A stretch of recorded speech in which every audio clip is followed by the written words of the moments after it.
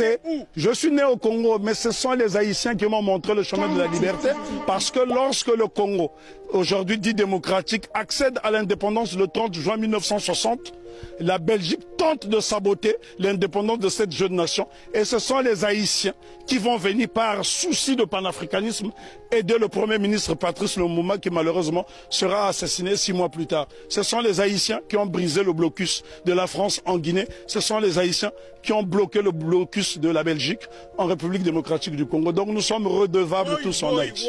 N'oublions pas que Haïti sera envahi pendant 29 ans par les États-Unis d'Amérique pour punir cette nation d'avoir vaincu les Blancs.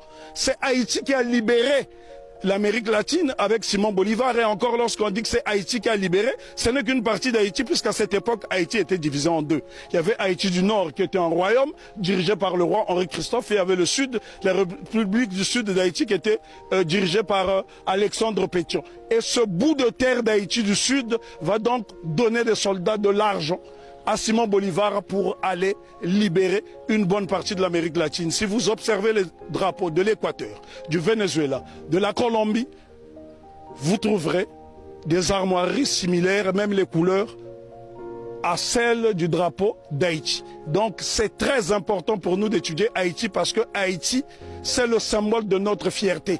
Et les gens dans la Caraïbe doivent intégrer cette notion. Si les Haïtiens n'avait pas lancé ce slogan coupé tête boulet caille qui a fait trembler le monde entier, ben probablement que l'abolition de l'esclavage aurait eu lieu peut-être plus tardivement. Est-ce que tu peux nous donner des exemples de pays? Parce que là on est en direct. L'exemple que je peux vous donner. Quel pays a été aidé par Haïti?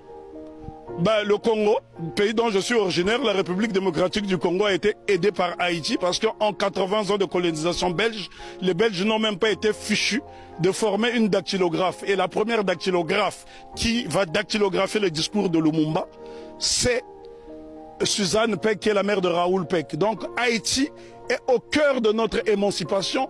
Haïti a aidé l'Éthiopie, Haïti a aidé la Grèce de se libérer, là je vous parle de l'Europe, Haïti a aidé la Guinée, Haïti a toujours été au cœur de notre lutte.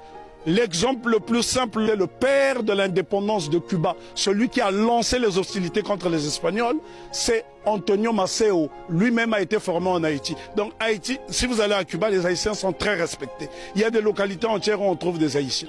Il n'y a que dans la Caraïbe francophone où on voit ce mépris.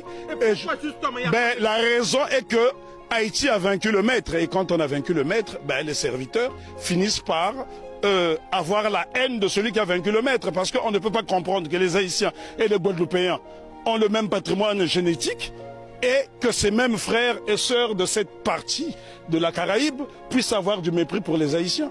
Les Haïtiens sont ceux-là qui incarnent la noblesse. Lorsqu'on parle de la pyramide, ceux qui sont au sommet de la pyramide, ce sont les Haïtiens et puis les Éthiopiens, parce qu'ils ont été des nations invincibles.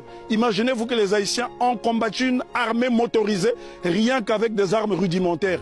Au point où Maitland, gouverneur britannique de la Jamaïque, viendra supplier Toussaint Louverture de lui remettre un bateau. Haïti avait l'une des armées les plus puissantes d'Amérique. Et c'est un Haïtien du nom de Jean-Baptiste Pointe du Sable qui crée la ville de Chicago, qui est l'une des plus grandes villes des États-Unis d'Amérique. Donc, respect à Haïti.